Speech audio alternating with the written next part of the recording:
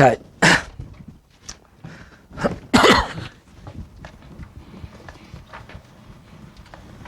자, 마케팅 전략.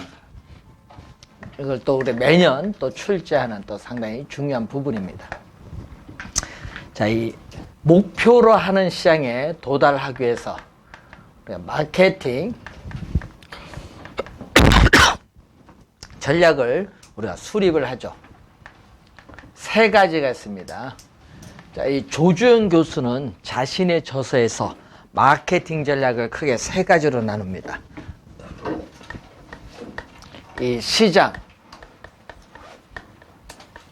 점유 마케팅 전략, 그리고 고객, 점유 마케팅 전략, 관계 마케팅 전략으로 나누죠.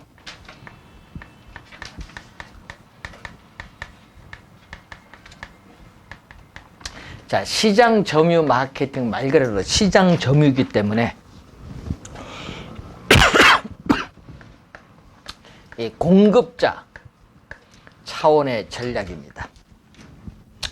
자, 이 시장 점유 마케팅 전략을 말 그대로 이 마케팅 중심이 되는 시장은 표적 시장 또는 목표 시장이라고 하는데, 이 표적 시장을 선점, 미리 점유하거나 틈새 시장에 개입을 해서 시장 점유율을 높이고자 하는 전략입니다.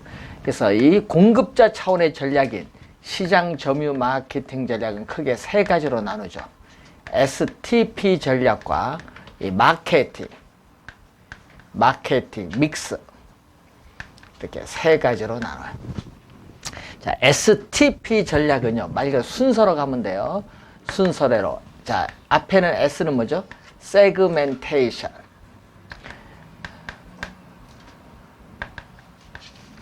자, 여러분이 인구 경제학적인 특성에 따라, 자, 예를 들어서 인구의 연령별에 따라서 20대, 30대, 40대, 50대, 60대 이상 아파트 분양 시장을 이렇게 나눴어요. 자, 그러면은 인구 경제학적인 특성에 따라 이렇게 나누는데, 인구는 연령별, 경제학적으로는 소득별, 이런 식으로 인구 경제학적인 특성에 따라 이 전체 소비자 집단을 이렇게 여러 개의 시장으로 뭐 한다? 세분화하고, 이 세분화된 이 각 세분화된 시장의 판매 지향점, 세분화된 시장의 판매 지향점을 분명히 하고자 하는 이 전략을 시장 세분화 전략입니다. 자, 여러분 23회, 24회, 25회 3년 연속 여기서 정답 지문을 물었죠. 상당히 중요해요. 자, 그러면 시장을 이렇게 세분화하고요. 그런데 이 두 번째가 타겟팅이죠.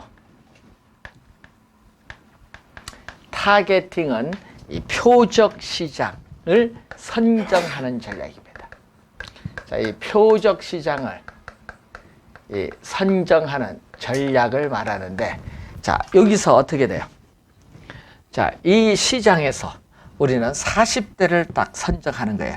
자기 회사에서 공급하는 상품이 시장에서 일치되는 수요 집단을 확인해서 그 집단을 이렇게 선정을 하는 거예요. 표적 시장을 선정을 하고, 이 40대 이 집단에 어떤 상품을 공급할 거냐, 신상품을 기획을 하는 단계가 두 번째 타겟팅. 그럼 타겟팅에서 세 번째가 뭐가 나오죠? 포지션.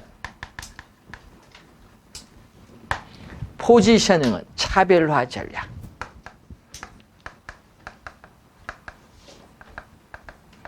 그러면 여러분 여기 앞에 나오는 용어가 있죠. 앞에 나오는 용어를 봤더니 뭐가 나와요?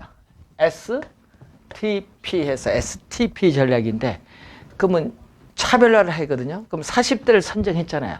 그럼 여기에는 삼성 레미안도 공급하고, 롯데 캐슬도 공급하고, 코오롱 하늘채도 공급하고, 현대 힐스테도 공급을 하고, 대림 이 편안상선도 공급하고, 대우 프루지오도 공급하지.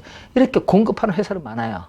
그러니까 이렇게 동일한 표적 시장을 가지는 이런 공급 경쟁 회사들 사이에서 자기 회사가 공급하는 상품이 경쟁 회사에서 공급하는 상품과 비교를 해. 뭐 대표적으로 가격이나 품질 등과 비교했을 때 어느 정도의 경쟁 우위를 가지고 우리는 고객의 마음속에 자기 회사의 제품의 위치를 심어주는 전략을 차별화 전략이라고 해요. 자, STP 전략이고요. 마케팅 믹스는 P가 4가지가 있다고 해서요. 4P, 믹스는 혼합이죠. 4가지 P가 혼합한 전략. 그래서 또는 P가 4가지다. 4피스라고도 해요. 자, 여기에는 4가지 P가 나오죠. 자, 여러분, 요 P는 안 들어갑니다. 요 포지션 여기 안 들어가요. 우리 플레이스. 여러분, 워너가 또 출제하기도 합니다. 플레이스, 프로덕트, 프라이스, 프로모션.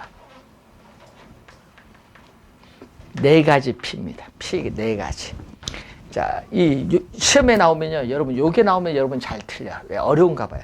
이 사업 대상 지역을 선정해서 이에 맞는 부지를 확보해서 개발업자가 부동산을 개발해서 분양하는 전략입니다. 그래서 이것을 우리 유통경로 전략이라고 해요. 유통경로 전략. 그래서 좀 번역하기가 좀 어려운 용어 같아요.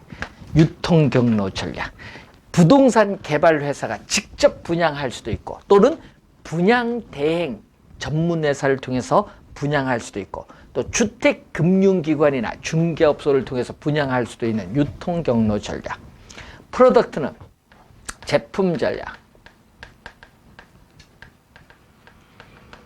자, 요즘 뉴스에 보면 뭐 3타입 형태 무슨 평면 설계 뭐 이런 얘기 많이 나오죠. 이 평면 설계, 평면 설계, 그리고 이 혁신적인 내부 구조를 가진 아파트 구조. 자, 지상의 주차장을 지하화한다.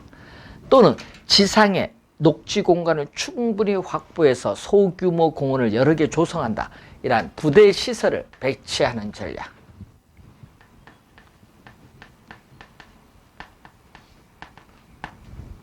제품 전략. 프라이스는 가격이죠.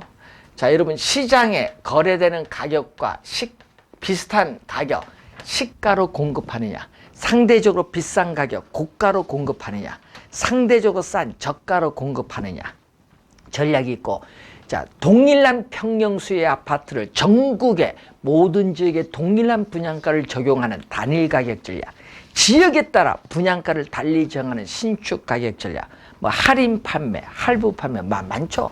가격 전략입니다. 그래서 가격 전략은 제품의 품질에 비해서 부동산 가격은 저렴하도록 하는 것이 좋고, 또 표적 수요자에 있어서의 이 자금 동원 능력과 연계를 우리가 하는 것이 좋습니다. 자금 동원 능력이 어느 정도 되냐, 이것을 금융과 연계해서 가격 전략을 수립하는 것이 효과적입니다. 자, 그리고 촉진 전략, 프로모션. 촉진 전략에 4가지가 있어요. 자, 광고, 홍보, 인적, 판매, 촉진이 있어요. 자, 광고는 이 명시되어 있는 광고주가 불특정의 대다수를 대상으로 광고 대금을 우리가 지불하고 부동산 상품을 소개하거나 이 정보를 제공하여 고객을 설득하는 과정이 광고입니다. 자, 광고. 자, 그래서 여러분 교재 부동산 광고에 279페이지 보시면 특징이 나오죠. 자, 부동산 광고의 특징을 보면은 우선 어떤 특징이 있죠? 우선 지리적 위치가 고정되어 있기 때문에 부동산 광고는 지역적 제한을 받게 돼요. 자, 부산의 아파트를 분양하는데 부산에 광고 내야죠. 서울 내면 안 되잖아요. 지역적 제한을 가지고 있고, 또 분양 광고는 분양 기간 동안만 광고 효과가 지속되는 시간적 제한을 가지고 있고, 또 부동산의 특성 중 개별성의 특성으로 인해서 부동산 광고도 상품 내용별로 개별성을 가지고 있는 것이 일반적인 형상. 일반 상품은 소비자만을 대상으로 한 일면적인 광고가 돼요. 그렇지만 부동산 상품은 아파트를 분양받을 때는 살 사람, 살다가 팔 때는 팔 사람이야. 그래서 부동산 광고는 살 사람, 팔 사람 모두 대상으로 하는 광고에 뭐를 가지고 있다? 양면성. 살 사람, 팔 사람 모두 대상으로 하는 광고의 양면성을 가지고 있습니다. 자, 광고, 매체에 따른 분류가 또 나오죠. 자, 전국을 대상으로 하고 비용이 많이 드는 대표적인 광고가 방송 광고죠. TV 광고, 라디오 광고 이런 거고요. 그리고 신문 광고가 있게 돼요. 여러분 신문 전면에 상세한 설명, 문 또는 캐치프레이즈, 도면 등을 통해서 알리는 광고. 이걸 전시라고 하죠. 전시. 디스플레이, 전시 광고라고 하고요. 또 안내 광고 있죠. 여러분 신문에 보면 땅, 금매, 전화번호만 익힌 거 있죠. 공간에 제약이 있기 때문에 야거 등을 사용하는 안내 광고가 있어요. 신문 광고는 전시 광고, 안내 광고 두 가지가 있고요. 자, 그리고 또 이 점두 광고가 있어요. 영업 점포의 간판 등의 색상을 통해서 행하는 점두 광고 있고, DM, 다이렉트 메일, 직접 우편회용 광고인데 표적 고객층을 대상으로 하여 효과적이죠. 또 노벨티 광고란 게 있죠. 실용적인 작은 물건을 통해서 우리는 고객에게 중개업소명도 알리고 감사의 마음도 표하고 계속 이용을 해달라는 호의적 관점에서 행하는 광고를 노벨티 광고. 자, 통닭집 오픈하면 뭘 주죠? 예? 뭐 병따기 주는 거 죠? 그 냉장고 딱 붙이면 나오잖아요. 딱 그게. 예, 그런 거. 우리 중개업소 오픈할 때는 뭘 줘요? 요즘 포스트잇 이런 걸 드리거든요. 이런 게 다 노벨티 광고입니다. 자, 우선 광고고요. 홍보는요, 여러분 아파트 어느 지역에 분양한다. 뉴스 기사, 신문 기사를 통해서 행하는 광고인데 일반적으로 무료인 경우가 일반적이고, 자, 인적 판매는 쌍방향 커뮤니케이션으로서 이 강한 설득을 통해서 우리가 하는 판매입니다. 대표적으로 보험 설계사 이런 걸 예를 들어 볼 수 있고, 판매 촉진. 자, 여러분 소비자 판매 촉진 수단의 대표적인 게 뭐냐면은 경품 제공이죠. 우리나라는 특히 경품 제공하면은 사람들이 많이 몰리죠. 이런 거. 또 판매원 촉진 수단으로서 많이 판매할수록 인센티브를 많이 준다든지 이런 데 판매 촉진 수단이 상당히 중요합니다. 그래서 여러분 우리나라 IMF 직후, IMF가 언제 발생했죠? 1997년 11월 달 IMF 신청을 했는데 그 이후 1월 했을 때 우리나라 경제가 말이 아니죠. 마이너스 판매로만 가는 거야. 근데 겨울 세일을 해야 되는데, 야, 마이너스 판매니까 머리 아픈 거야. 이거 하긴 해야 되는데 어떻게 하면 좋을까? IMF 터졌으니까. 그래서 판매를 촉진하기 위한 수단 적어봐라 해서 하는데 뭐 하면은 가격을 70% 할인 판매하자 뭐 그런 것만 나오는 거야. 그런데 어떤 분이 하나가 뭘 했느냐? 경품을 줍시다. 그러니까 근데 경품한데 그 사람이 처음에 욕 많이 얻어먹었지. 경품도 그런 경품에 아파트 한 채 줍시다 했어. 그 여러분 구리에 그 99년 4월에 신도시 그 개발할 때 구리 한강 보이는 거기 개발할 때는요. 거기 개발할 때 뭐냐면 분양 계약자를 대상으로 그랜저 한 대, 티코 10대를 추첨 통해서 준다고 해서 아무리 다 해봐야 1억 안 넘어요. 세금은 뭐 당첨자 부담이니까 안 넘는데 그거 할 바에야 뭐 한다. 그건 건설회사에서 했는데 백화점, 신세계 백화점에서 33평 아파트 경품을 걸었어요. 날랐어요. 우리나라 사람들은 왜 날렸냐? 혹시나라는 게 있잖아요. 그래서 신세계 백화점 가서 물건을 다 산 거야. 그게 날랐지. 롯데, 현대 안 팔리지. 그러니까 현대, 롯데 안 팔린 거 다 가져와서 롯데에서 다 팔았다니까. 저 신세계에서 다 팔았다니까요. 예? 엄청나죠. 예? 소비자가 100만 명. 자기들 최소 얘기한 건데 100만 명, 좀 다른 데 뭐 있으니까 100만 명 와서 100만 명에 한 사람에서 30만 원 쓰면 얼마에 현금. 그 이자만 해도 엄청납니다. 현금 장사 아닙니까, 백화점은. 딱 그거 했는데 아파트 33평 아파트 그때 분양 가격 얼마? 1억. 그것도 서울도 아니야, 광명. 33평 아파트 추첨을 딱 돌렸어. 예? 청소원 아주머니가 당첨됐어. 예, 혹시나가 이제 뭘로 가니까 이제 당첨 끝나면 역시나로 가죠. 근데 그게 너무 사행심을 뭐 한다. 이런 거 얼마 아닌데. 그래서 아파트 경품 걸지 마라. 예? 공정거래위원회에서 그렇게 하니까 이제는 경품 못 걸잖아, 아파트. 그래서 요즘 경품 거는 게 뭔지 아세요? 예? 예? 자동차. 그것도 뭐 외제. 그래서 여러분 서현역 앞에 무슨 백화점 하나 있거든요. 백화점에서 또 세일 때 경품 걸었는데 1등 1억 2천만 원짜리 자동차 추첨돼서 준다는데 인쇄 잘못했어요. 20명이 당첨됐어. 어떻게 해야 돼? 20명 다 줘야 됩니까? 경품? 아니에요. 그거는 그 인쇄한 그 회사가 잘못이지. 여기를 딱 할 필요 없어. 우리는 한 대만 주기로 광고했으니까. 그래서 소송까지 갔는데 그 조정을 해야 될 거 아니야. 조정이. 자동차 한 대를 20명이 나눠서 갔든지, 아니, X로 나눠 갔든지, 예? 예? 아니면은 거기서 다시 20명 놓고 추첨하든지 결정하니까 뭐 나눠 가져야지 뭐 어떻게. 그게 제일 합리적이지. 예? 하여튼 그래서 경품이 상당히 중요한 거야. 우리나라는 경품. 예? 외국은 경품 잘 안 거는데 우리나라는 경품에 또 판매 촉진수가 많아요. 4가지 핍니다. 나중에 틀지 않도록 하시고, 자, 고객 점유 마케팅 전략은 요건 고객이 들어가니까 요거는 누구 입장이? 생산자, 공급자 입장이 아니라 누구 입장? 요거는 소비자 입장이야. 소비자, 고객 입장이야. 그래서 소비자 행동 이론 차원. 행동 이론 차원에서 뭐를 강조하냐 하면 요거는 심리적 측면을 강조합니다. 심리적 측면을 강조하는 건데 여러분 뭐가 나오냐? 아이다라고 읽으시면 돼요. 작년에 또 출제했었죠. 아이다의 원리. 앞에 A는요. attention. attention은 뭐를 한다? 주목을 끌어야 돼요. 고객의 주목, 주의를 끌어오고 뭘 해야 돼?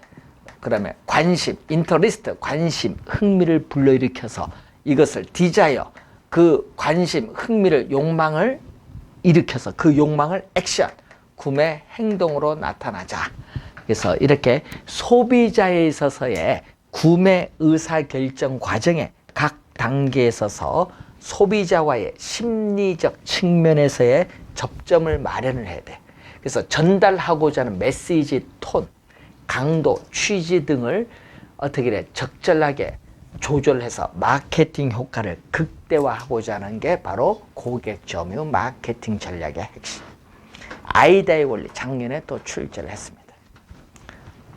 자, 관계 마케팅 전략. 여러분 부동산은 소비자와 생산자 간의 일회적 관계가 아니라 장기적 지속적인 상호관계를 중시하는 전략이에요. 그래서 뭐와 연관되어 있다?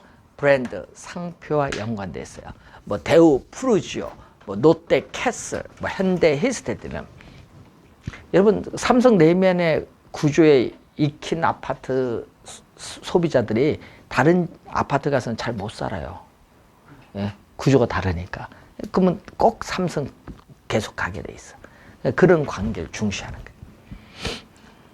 롯데 캐슬 하면 뭐가 있어요? 롯데 캐슬은 롯데캐슬 보면 아파트 보면 뭐가 보여요? 예? 독수리만 있습니까? 방패는 안 보여요? 방패가 있잖아요. 예? 그 방패는 정통을 나타내. 정통을 나타내고 독수리는 하늘의 제왕이잖아요. 고품격. 정통을 가진 고품격 아파트의 이미지. 롯데캐슬. 그러니까 아파트 이름 짓는 게 쉬운 게 아닙니다. 다 그 이미지를 고려해서 상품의 명칭을 정하는 겁니다. 명칭이 그래 나오는 게 아니에요. 그래서 명칭 짓는데 진짜 머리 아파요. 개그맨들이 막 후배들 개그맨 막 해서 야 좋은 명칭 해봐라. 나옵니까? 갑자기 안 나오지. 그때 영감이라는 게 팍 나오는데, 그래서 우리 영화나 보러 가자. 영화 봤더니, 야, 진짜 저 영화 배우 멋있다. 자, 할 게 없어. 야, 저거다. 보디가드. 상품 정한 거예요. 주병진에. 빅히트 쳤죠. 그 상품이. 틈새 시장에 개입해서 20% 시장 점유를 가져갔잖아요. 그때 당시 우리 뭐야? 흰내만 있잖아요. 흰색만. 색깔 있는 내가 처음 들어온 거야. 주병진이. 흰색 싸움에서. 누구? 예? 트라이 BYC 싸움에서. 대단한 사람입니다.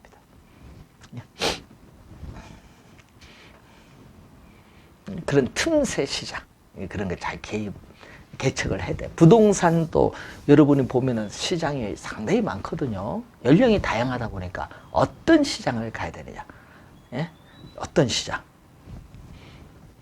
그러면 여러분은 어떤 시장 마케팅 전략을 해야 돼요? 예? 자기증 따는 게 중요한 게 아니라 따서 활용을 해야죠. 그래서 요즘에 보면요. 그 서울대학교 모 학생분이 군에 갔다 와서 복학하기가 시간이 있는 거예요. 예? 그래서 자격증 따보자 해서 중개사 자격증을 시험 쳐서 땄어요.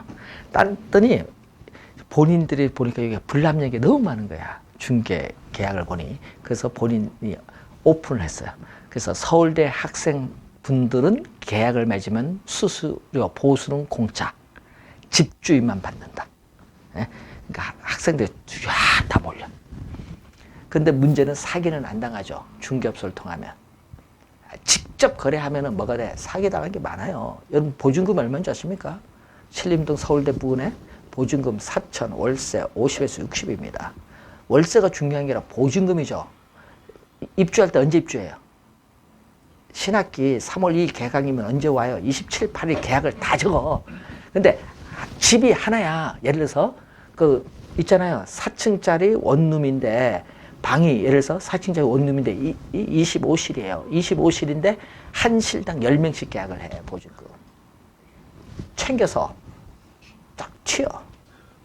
사고 많이 발생합니다. 그럼 왜 그러냐? 직접 거래해서 그래요. 중개업소 거래를 하면 뭐를 봐야 돼? 바로 서류부터 볼 거 아니에요. 금융기관, 뭐 저당권 설정됐느냐? 뭐 이런 권리관계를 확인해서 이거 위험하다 이런 걸 얘기해 준대. 학생들은 본인들이 직접 한다. 그렇죠? 부모 말 안 듣죠? 직접 뭐 한다서 보증금 다 날리는 거예요. 이게 최근에 많이 생겨요. 그런 게 많이 있다 보니까 서울대 학생이 그걸 딱 오픈하는데 손님 미어 터집니다. 바빠요. 그러니까 그분은 뭐 한다.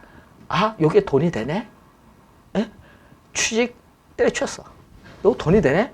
해서 뭘 한다? 뭐를 만들었어요? 웹을 딱 만들어서 띄워버린다. 공대생 머리 있잖아요. 웹 딱 만들어서 어떻게 돼요? 네이버 딱 어떻게 돼요? 받아서 그 업계에서 1위로 딱 가는 거야. 1등이야 그러면은 뭐든지. 그래서 요즘 광고 많이 나오죠. 예? 직방, 다방, 자방. 이상한 거 두 글자로 가네. 직방, 다방, 자방. 경쟁입니다. 그 3기업체 1위 거리 직방. 모델 그 돈 많이 줘야 되거든요. 그 유명한 모델 돈 많이 줘야 되는데, 예? 그 모델 돈 주려면은, 예? 돈이 어떻게 돼야 돼? 예? 한번 그 사람 계약을 하려면, 예? 1년 단발 계약에 6억 줘야 돼요. 그 정도 주려면은 유치를 받아야 돼요. 그러니까 머리 잘 쓰죠.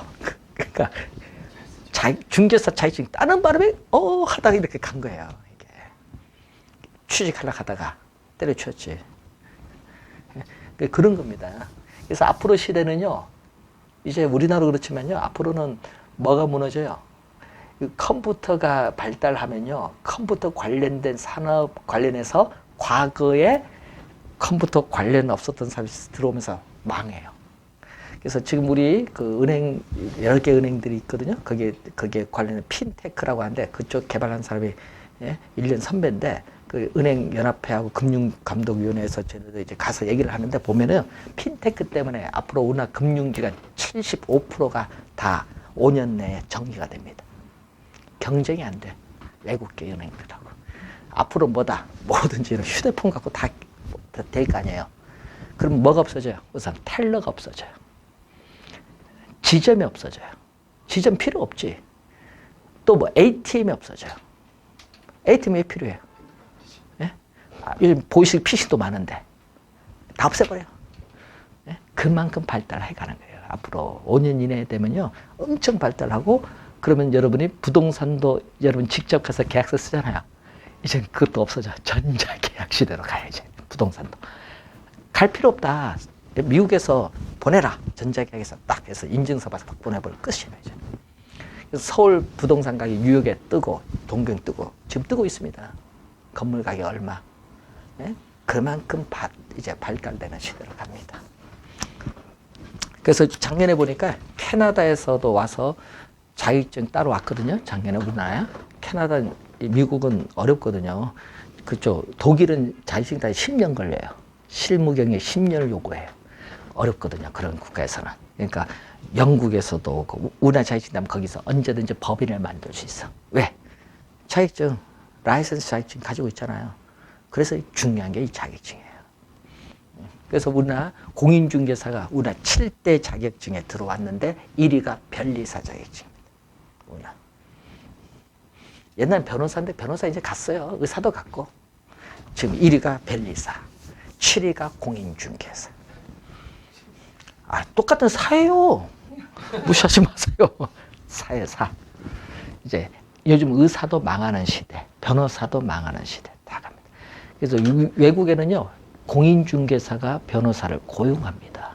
그런 시대가 우리나라도 옵니다, 이제. 자, 큰 포부를 가지고 하십시오. 자, 감정평가로 갑니다. 284페이지. 자, 감정평가는 이 부동산 가치가 얼마냐, 이걸 평가하는데, 자, 여러분, 공인중개사가 부동산의 적정한 가격 잘 모르거든요. 거래되는 가격 보고, 아, 대충 이거지. 그래서 우리는 부동산의 적정한 가치를 추계하기 위해서 감정평가사의 평가가 필요한 겁니다. 그래서 거기 감정평가의 개념 보면요. 토지 등 하면 토지도 있고, 건물도 있고, 대통령령이 정하는 재산도 있을 거 아니에요. 그래서 이 토지 등의 경제적 가치를 판정하여 그 결과를 가액으로 표시하는 것을 감정평가라고 하는데, 이거 2년 전에 또 출제된 지문인데, 가액은 화폐액입니다. 화폐액은 1제곱미터당 얼마냐, 이 말입니다. 자, 우리나라에서 2월, 이제 좀 우리가 2월 달에 발표한 게 있는데, 표준지 공시지가가 국토교통부에서 발표했는데, 우리나라에서 1제곱미터거든. 평당 가격으로 발표 안 합니다. 항상 우리는 뭐? 1제곱미터. 요걸 우리는 토지 이용해서 뭐라고 배우셨죠? 우리 단위 면적이에요. 1제곱미터당 얼마 이렇게 얘기했는데, 우리나라에서 가격이 가장 비싼 곳이 어디냐면요, 명동입니다. 1제곱미터당 가장 비싼 게 얼마냐 하면은 얼마? 8,300? 약 50만 원 정도 돼요. 1제곱미터당. 그럼 평당 얼마가 될게요? 평당. 예? 엄청나게 있죠. 평당. 지금 평당은 3.3입니다. 엄청나지. 한 2억 8천 가까이 가는데. 예? 그럼 그 얼마를 팔아야 돼요? 예? 그 10년 전에 거기 그 건물에 스타벅스가 있었거든요. 스타벅스 원림대로가 1억 2천이었습니다. 1억 2천만 원. 그 커피를 몇 점 팔아야 돼요? 한 달에. 원림대로가 1억 2천만 원인데. 그런데 어느 분이 건물주를 찾아가서 스타벅스 계약 만료하면 내보내십시오. 저희들이 1억 5천 주겠습니다. 원림대 그때 당시에. 예? 예? 주겠다 해서 들어간 게 네이처리 퍼블릭. 저가 화장품. 분석 잘했죠. 그 사람은. 이제. 그래서 연간 나가는 비용 30억인데 들어오는 매출 있잖아요. 그게 있잖아요. 순이익 20억입니다. 연간. 그러니까 잘한 거지. 중국 그걸 본 거야. 대단한 거죠. 그 사람 그거 하려고 한 것도 아닙니다. 예?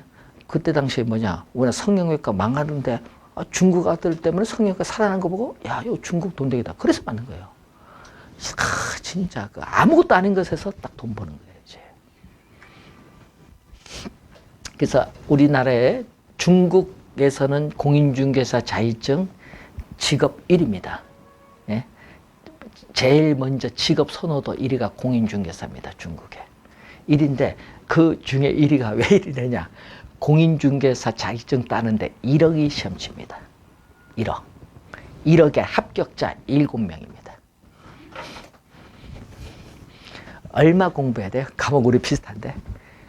100점 아니면 떨어지겠죠? 천재들만 칩니다. 그러니까 엄청나죠. 그러니까 못 따죠. 그러니까 어디다 해야 돼? 조선족 동포들이 우리나라에 와서 자격증 따서 거기서 뭘 만들어요? 법인을 만드는 거예요. 그러니까 중국에 사기가 많은 이유가 그런 겁니다. 조선족들 머리 좋아요. 자격증으로. 그러니까 우리나라 자격증이 따기가 너무 쉬운 거야. 이게 보면은. 그래서 외국에서 이제 요구를 해요. 한국소비자보호연구원에. 부동산 가격도 비싼데 너무 공부를 안 시켜서 내보내서 사고가 많이 발생한다. 그래서 시험 좀 민법이나 공법, 거래에 관련된 법은 좀 어렵게 냈으면 좋겠다. 그래서 시험 문제가 어려워지는 이유가 거기 있는 거예요. 지금. 우리나라 따기 좋죠. 작년에 15,000명 합격했잖아요. 올해도 15,000명 합격 예정인데, 야, 원래 PT일 겁니다. 15,000명. 여러분 17만 명 응시에 15,000명. 10명 중에 1명. 들어가겠죠? 10명 중에 1명이다.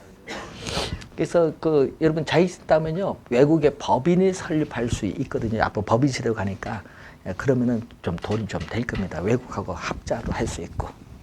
괜찮을 겁니다. 자, 그래서 문제는 그러다 보니까 여러분이 뭐를 연결하냐면 감정평가사도 알아야 되고요. 세무사도 알아야 돼. 이게 같이 법인을 하려면. 그래서 이 감정평가는요, 전문가가 행하잖아요. 우리나라는. 그래서 이 토지의 특성 중 부동성, 부증성, 영속성, 개별성 등의 특성으로 인해서 합리적인 부동산 시장을 형성하기가 어려워요. 그렇기 때문에 감정평가사에 의한 전문적인 평가가 필요하고요.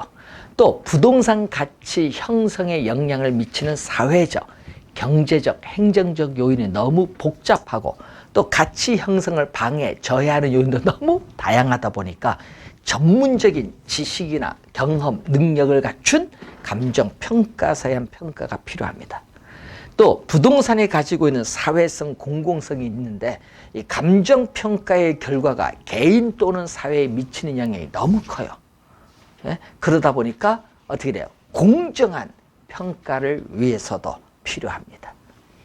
또 여러분이 감정평가 가격이 여러분들의 각종 부동산 활동의 지표로 활용되고 있기 때문에 감정평가가 또 필요합니다.